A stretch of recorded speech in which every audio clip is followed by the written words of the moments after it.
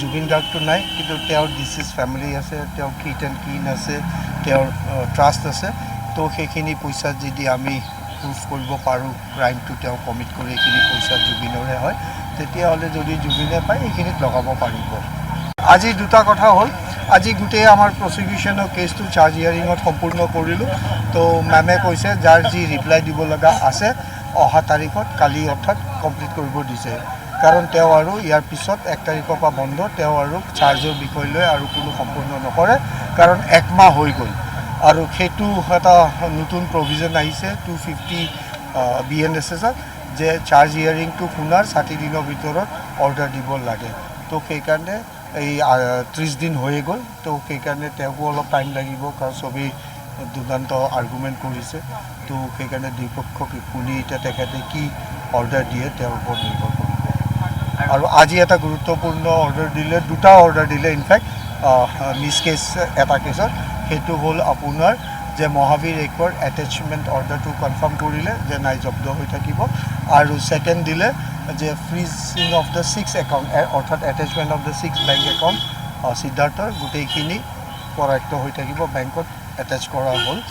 আৰু তাতে জজৰ এটা গুৰুত্বপূৰ্ণ ভাল মই ভাবোঁ উল্লেখ কৰিছে যে এই জুবিন গাৰ্গটো নাই, কিন্তু তেওঁৰ ডিচিজ ফেমিলি আছে, তেওঁৰ কিট এণ্ড কিন আছে, তেওঁৰ ট্ৰাষ্ট আছে।